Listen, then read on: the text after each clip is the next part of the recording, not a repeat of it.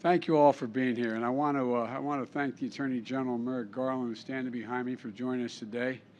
He's doing an incredible job as our Attorney General. I just met with this remarkable group of local officials and police chiefs standing alongside me here. We wanted to talk about what they're doing to reduce violence and to keep our communities safe, and how more communities can follow their lead to reduce crime and ensure public safety as we head into the summer. You know, I've worked on these issues for a long time when I was a United States Senator and as Vice President. So this group of leaders, Democrats and Republicans representing big cities and rural counties, we actually know it works. We all agreed, as I've said from the outset, that the answer is not to defund the police. The answer is to fund the police with the resources and training they need to protect our communities. Investing in crime prevention and accountable community police officers who walk the beat, know the neighborhood, and who can restore trust and safety in the neighborhoods. That's what it is. When you know who owns the local liquor store, or know who the pastor of the church is, it makes a big difference when you know the community. And that's been my approach from day one. That's why we designed the American Rescue Plan, not only to beat the pandemic, but to rebuild our economy, but to restore public safety. And we understood the challenge from the beginning. Communities were facing a rising tide of violence that coincided with this pandemic we went through the last 2 years. And it was happening at a time when state and local budgets were under tremendous strain. Because of the pandemic, so many people laid off, the revenue's not coming in, they're firing everyone from police officers to school teachers to first responders. But before the American Rescue Plan, their budgets were in deep distress in the states and localities. One study found that before the rescue plan was passed, 27% of the mayors in America were having to make deep cuts and layoffs in law enforcement as well as other areas. So we made sure that the American Rescue Plan provided substantial resources to keep that from happening. Through the law, we provided $350 billion. Let me say that again. $350 billion directly, not to the legislatures, directly to cities, counties, and states, independently of one another. Money that could be used to hire back police officers, to invest in proven strategies like community violence interruption and prevention programs, and to keep their cities and counties safe and ease the burden on law enforcement. Because of that funding, states and cities were able to add back 460,000 jobs, including police officers, in addition to firefighters, educators, and other critically important roles. And by the way, not a single Republican member of Congress voted for the money for law enforcement, public safety, to stabilize these budgets. Not a single one for the states, the cities, the counties. Not one. But I think we're finding they're showing up now because they're realizing this is going to make a difference and beginning to make a difference. Across the country, state and local leaders answered the call. And already more than $10 billion in the American Rescue Plan funds have been committed to violence prevention and public safety across America. In fact, in 2021 was one of the strongest years on record when it comes to federal support delivered directly to state and local governments to address and prevent crime. And folks, standing here with me today, leading the way, in Detroit, my buddy, and he is my buddy because you may remember, those of you who have been reporting from the White House for a while, that Barack Obama said to me when I was Vice President, go fix Detroit. Not a joke. And the poor guy spent a lot of, where were you, Mike? I'm still here. I spent a lot of time with this guy, Mayor Mike Duggan, and Police Chief James White. They're using these ARP funds to modernize police training facilities, to invest in retention of police officers, gun violence prevention efforts, gunshot detection technology. In Tulsa, Mayor Burnham is using the Rescue Plan funds to help recruit police officers and training for bonus. Put your hand up so we know who we're talking about. Yes, sir. There you are. Okay. In Kansas City, Mayor Q, known as Mayor Q, Quentin Lucas, and the police officer Joe Mabin are here. They use the ARP funds to avoid cuts and layoffs that would have threatened public safety in their city. And they put $12 million into their violent crimes division. And while freeing up resources, they began hiring 150 new police officers. In Baton Rouge, Louisiana, Police Chief Murphy Paul is using ARP funds to purchase 200 additional patrol cars, while investing $3 million to implement proven strategies to reduce gun violence in communities, to produce prevention programs. In Tampa, Mayor Jane Castor and the Police Chief Mary O'Connor, they're using ARP funds to modernize the city's fire prevention capacity, including with new fire vehicles. In Toledo, Ohio, Mayor Wade is using the ARP funds not only to avoid layoffs, but to add 100 police officers in the next few years. In Mercer County, Pennsylvania, a county I know, largely rural, we're the largest town is home of 16,000 people. The county commissioner is here, Timothy McGonigal. Timmy was, I shouldn't call you, excuse me for calling you Timmy. No, they all call me that. I've always called you that. We're talking about, I grew up with Michael McGonigal, was one hell of an athlete.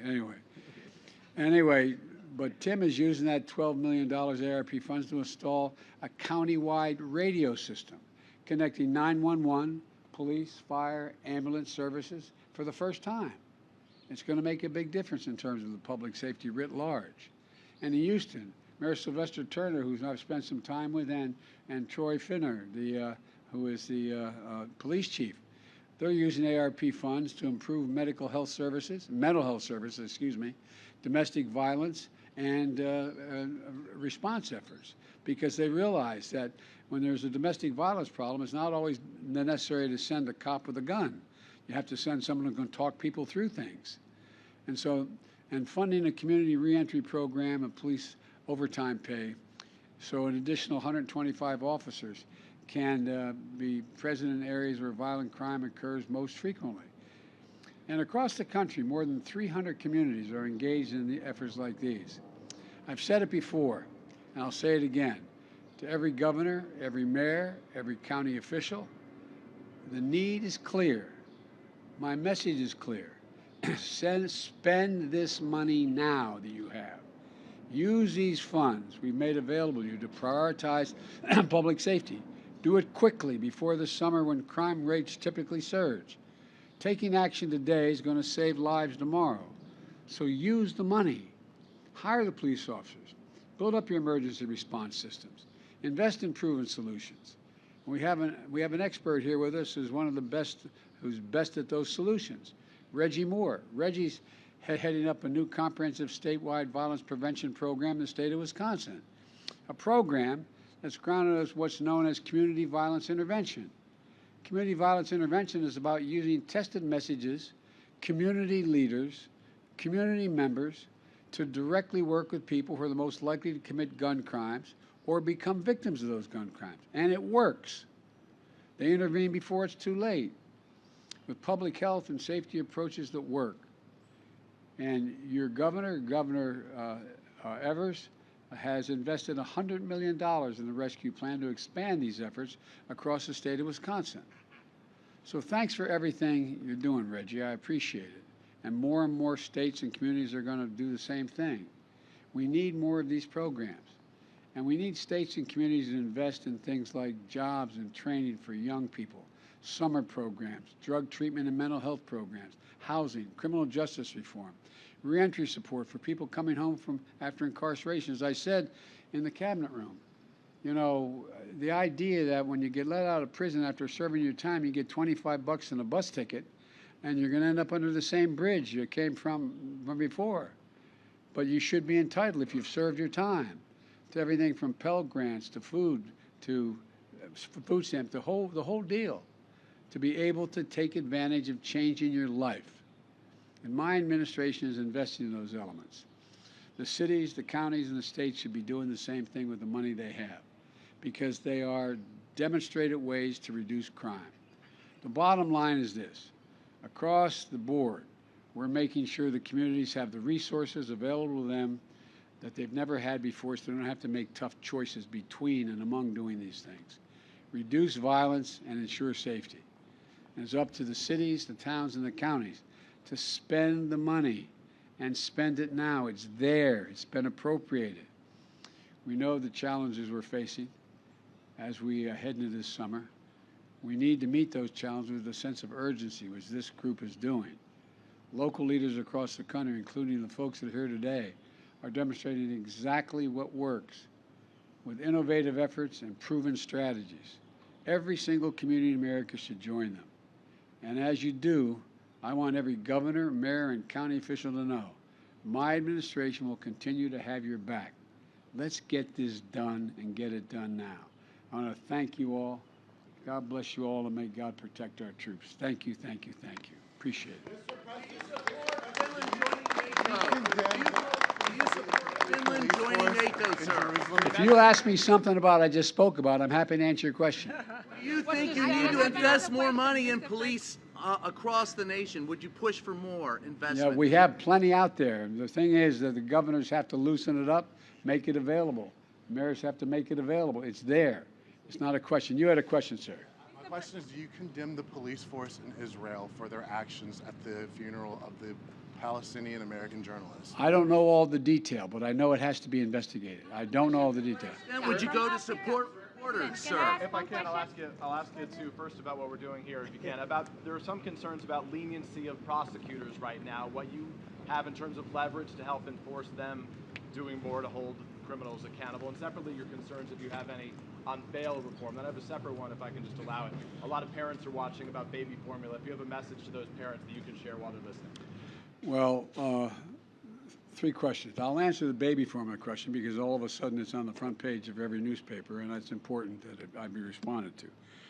But look, with regard to the leniency of prosecutors, that has, on balance, not been the biggest problem in the leniency of prosecutors. In the past, the hardest process has been the intensity of prosecutors, people getting long sentences for crimes that are, anyway. And bail reform, I think bail reform and the negative side of bail reform is vastly overrated. The idea that if you have no ability to make bail because you're poor, it should relate to the severity of the crime and what the problem is related that you're accused of. With regard to the issue of formula, we've done three things, and I know Jen Psaki spoke to this today. Number one, we're releasing guidance today to all the states of the possible flexibilities in the WIC program, the Women, Infant, Children program, because they're very sort of strict guidelines that when you walk in, if you have a WIC, you can go in and purchase a certain amount of formula, but you can't purchase more of it. The problem is the packaging issues are becoming a difficulty. And so we've changing it so that the WIC program, you can buy what's on the shelf, so that they're not it's the top issue raised with me. So the flexibility to have formula in stock should not depend on whether you have it packaged exactly what meets the requirement for for people on the WIC program. Secondly, the FDA just issued a statement. We worked on it. I was on the telephone. And by the way, that on the WIC program, when I spoke to Walmart and I spoke to the major distributors for an hour or so yesterday, the day before, I can't remember, they wanted to have this flexibility because they didn't want to be violating the law. Secondly, the top issue for retailers raised with me. Secondly, the FDA just issued a statement about importation of formula from abroad. The FDA has been looking at will be working with manufacturers to facilitate the incorporation of formulas from abroad that, in fact, in places like Europe, where we can get more product on U.S. shelves. That's underway. I think we're going to be in a matter of weeks or less getting significantly more formula on shelves. And the FDA is also going to ensure we can import and still maintain the high safety standards. And the third thing that is, there's more to say about each of these, but the third major thing we're doing is that finally, any parent who has a serious question about the particular formula they need, because there's very different formulas, some are very precise, and if they don't get the exact right formula, the impact on the child is extremely negative. We have set up a system whereby you can contact HHS and go to www.hhs.gov/formula. It just launched this website to help parents find resources, obtain formulas, including contact with companies and food banks and health providers that in fact may have access to the particular formula they need. This is a process. We're working on it very, very hard. There's nothing more urgent we're working on than that right now, and I think we're going to be making some significant progress very shortly, all the way in the back. Mr. President, Republicans have said that your administration should have anticipated this baby formula shortage before. Are you satisfied with your administration's response so far and some of the steps that you and your administration are taking now, including loosening these import requirements next week? Should you have taken those steps sooner before parents got to these shelves and couldn't find formula? If we'd been better mind readers, I guess we could have, but we moved as quickly as the problem became apparent to us. And we have to move with caution as well as speed, because we got to make sure what we're getting is in fact first-rate product. That's why the FDA has to go through the process. Thank you. Mr. President, I'm so sorry to take you to so far. I'm going to ask a question about Africa, because recently you sent your Deputy Secretary of State to Africa. She visited 3 countries, Gabon, Angola, and South Africa.